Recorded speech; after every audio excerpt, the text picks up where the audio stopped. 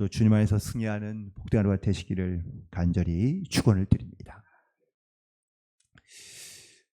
집안에 아이가 하나 있으면 그 아이로 인해서 큰 기쁨과 또한 큰 즐거움이 있는 줄로 믿습니다.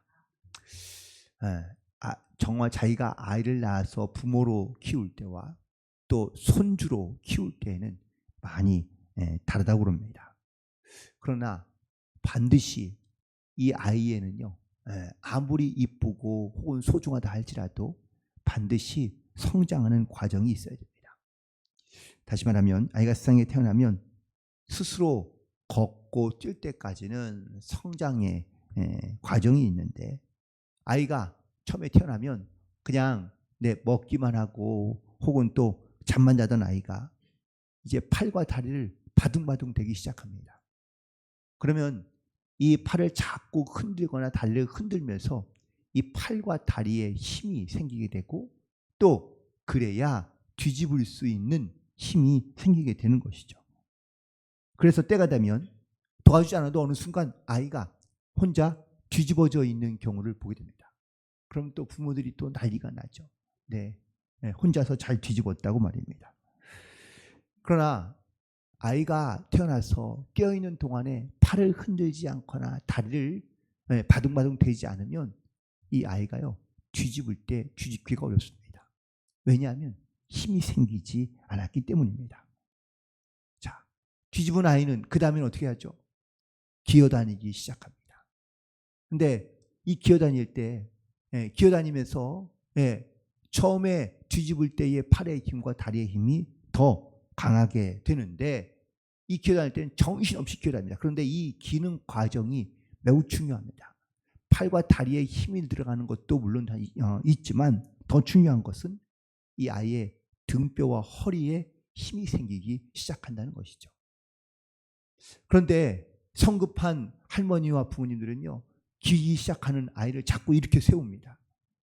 그래가지고 걸어보라고 그러고 또 걷는다고 그러고 그러는데, 여러분, 이 기기 시작할 때 아이를 걷게 하거나 아니면 너무 일으켜 세우고 보행기에 많이 태우면 이 아이의 허리에 문제가 생기는 경우가 많습니다.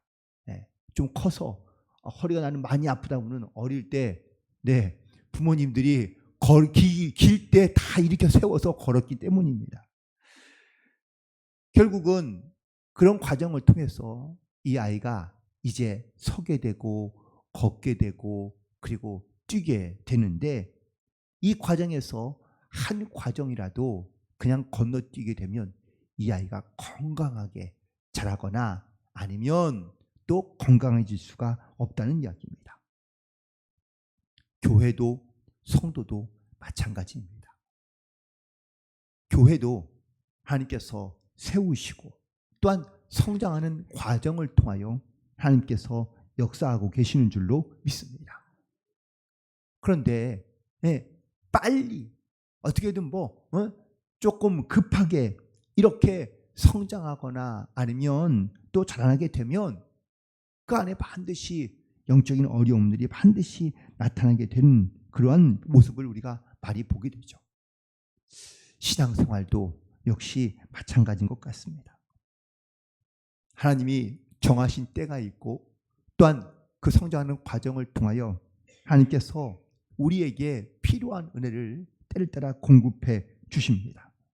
그런데 인간적인 생각과 마음으로 성급하게 하나님의 뜻을 우리가 이루려 하다 보면 그 안에 역시 많은 갈등과 문제와 어려움이 생기기도 한다라는 사실이죠. 하지만 분명히 깨달아야 할 것은 이런 고난과 혹은 또 이런 성장의 과정들이, 심지어는 때로는 어려움들이 우리 가운데는 또 다른 기회가 된다라는 사실입니다. 오늘 본문에 있는 말씀 가운데 특별히 안디옥 교회에 이런 하나님의 귀한 사도들을 세우고 그리고 그 사도를 선교를 보내게 되는데, 그 일에 하나님께서 바울과 바나바를 선교사로 보내라고 말씀하십니다. 그리고 이들을 따로 불러 세워서 안디옥 교회에서 파송한 선교사로 떠나가게 됩니다. 그들이 바울과 바나바가 이렇게 하나님께서 주시는 기회를 따라 그들이 드디어 첫 번째 전도지인 구브로로 떠나게 됩니다. 이 구브로에서 시작하게 된 전도의 여행이 바로 3차, 4차까지 이어지게 되는 전도의 여행이 되기 시작한 것이죠. 특별히 이 구브로라는 곳을 첫 번째 사역지로 삼은 이유가 있습니다. 그건 바로 바나바의 고향이었던 겁니다. 그래서 가장 먼저 그래도 이 바나바가 자기의 고향 가운데 가서 복음을 전하기를 원했던 것 같습니다. 물론 이것도 로마의 통치를 받고 있는 곳이긴 합니다. 처음으로 그래서 들어갔던 이 구브로에 들어갔던 도시는 바로 살라미였는데요. 이곳에서 시작한 전도 여행은 그 섬의 끝쪽에 있는 바보라는 지역의 도시에 이르기까지 전도 여행이 시작되는데, 이 처음 살라미에서 시작하여 도보로 전도 여행을 시작하고 그 도시 끝인 바보에 이르기까지는 약 한 180km가 된다고 합니다. 이 거리를 걸으면서 계속해서 바울과 바나바는 전도했던 겁니다. 선 전체를 복음화하기 위한 이 바울과 바나바의 열정과 또한 그 노력이 얼마나 아름다운지를 우리 다시 한번 보게 되는데요. 오늘 본문에 있는 말씀 가운데 보니까 이 바보에 이르렀을 때에 거기에는 로마의 총독이 거기에서 다스리고 있던 것을 보게 됩니다. 그 총독의 이름은 서기오 바울입니다. 그런데 이 서기오 바울 곁에는 독특한 사람이 하나 있는데, 그건 바로 엘루마라고 불리는 바로 주술사 혹은 마술사입니다. 바울과 바나바가 이곳에서 예수에 대하여 증거하고 또한 예수님에 대하여 증언할 때에 이 엘루마라 하는 이 거짓 선지자인 박수가 이 총독을 계속해서 유혹하고 또한 이용하여 이 바울과 바나바의 사역을 괴롭게 하고 있는 것을 보게 됩니다. 그는 주술적인 그러한 신의 능력을 가지고 사람들을 치료하거나 아니면 미래의 일을 점치던 그러한 사람이었는데, 가서 예수의 복음을 전하고 또한 기적과 이적과 표적을 나타내는 이들에게 경계심을 가질 수밖에 없던 것이죠. 특별히 이 서기오 바울이라는 총독이 이 바울과 바나바가 전한 예수님에 대하여 관심을 보이기 시작하자 이 주술사였던 이 엘루마가 더 방해를 하기 시작하는 겁니다. 이때 놀랍게도 바울이 성령에 충만하여 그를 주목하여 보다가 그에게 이렇게 선포합니다. 10절과 11절에 있는 말씀인데, 모든 거짓과 악행이 가득한 자요, 마귀의 자식이요, 모든 의의 원수요, 주의 바른 길을 굽게 하기를 그치지 아니하겠느냐. 보라, 이제 주의 손이 내 위에 있으니 내가 맹인이 되어 얼마 동안 해를 보지 못하리라 라고 선포하자 그 즉시로 안개와 어둠이 그를 덮어 즉 맹인이 되고 시력을 잃어 그가 자기를 인도할 사람을 두루 찾게 되었다고 말씀하고 있습니다. 결국 사도 바울과 바나바는 이 복음을 전할 때에 그들 가운데 핍박하는 자 또한 그들의 일을 방해하는 자, 괴롭게 하는 사람들이 이 전도 여행 가운데 얼마나 다양한 사람들이 있었는지 모릅니다. 특별히 이 이후에는 이제는 복음을 듣고 또한 동족들이었던 유대인들이 그들을 미워하며 또한 그들을 시기하고 또한 그들을 비방하며 그들을 반대하며 오히려 그들이 행한 모든 일들에 대하여 그들이 다 반대자로서 그들을 괴롭히며 이후에는 수도 없는 많은 수많은 고난과 핍박을 당하지만 오히려 그때마다 하나님께서 피할 길을 주실 뿐만 아니라 돕는 손길을 통하여 그들을 더욱더 하나님의 복음을 전하는 일에 하나님께서 사용하시고 또한 쓰임받게 된 줄로 믿습니다. 결국 오늘 본문에 있는 앞부분에서 이렇게 사울과 바나바가 복음을 전할 때에 반대했던 그런 어떤 그 주술사가 있었는데 그 주술사가 이렇게 맹인이 된 것을 보고, 오늘 12절에 있는 말씀이죠. 총독이 그렇게 된 것을 보고 믿으며 주의 가르침을 놀랍게 여겼다고 말씀하고 있습니다. 결국 이 일로 인하여 더 복음이 증거되고 또한 주님의 은혜와 역사가 선포되게 사용하신 것을 보게 됩니다. 우리도 분명 살아가면서 많은 고난과 위기를 당할 때가 있습니다. 이 고난이 바로 위기인 것이죠.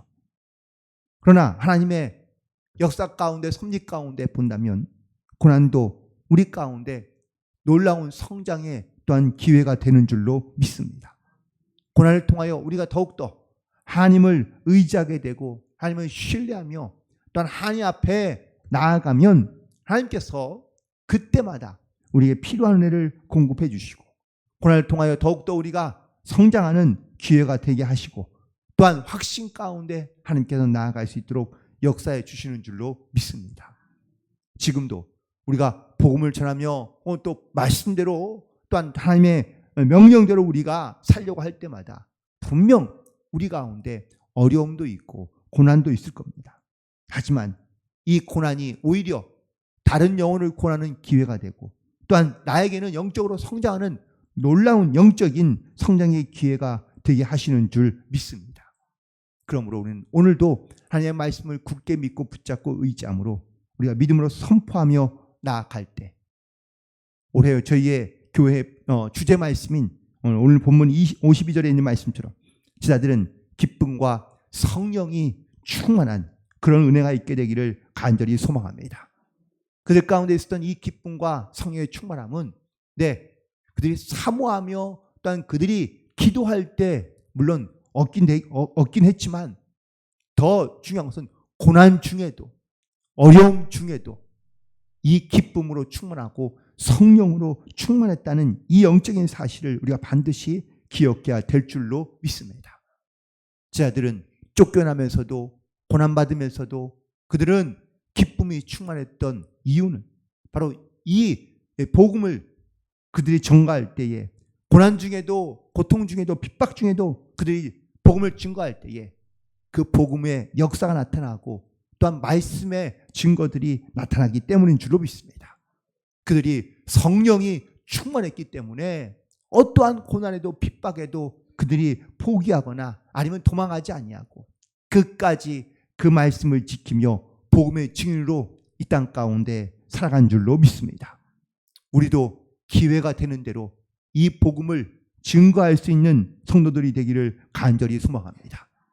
나의 능력으로 혹은 나의 어떤 지식으로 복음을 전하는 것이 아니라 바라고 원하기는 여러분의 마음과 심령 가운데 하나님이 주신 이 기쁨과 성령으로 충만하여 복음의 증인으로서 강하고 담대하게 살아갈 수 있게 되기를 간절히 소망하며 오늘도 주님께서 우리를 이끌어 가시고 역사하시는 놀라운 성령의 역사와 또한 주님의 크신 은혜가 어떠한 위기와 고난 중에도 그 고난과 위기를 통하여 우리를 성장하게 하시고 또한 새로운 기회로 우리 가운데 역사하시는 놀라운 주님의 은혜가 있게 되기를 주님의 이름으로 간절히 축원을 드립니다.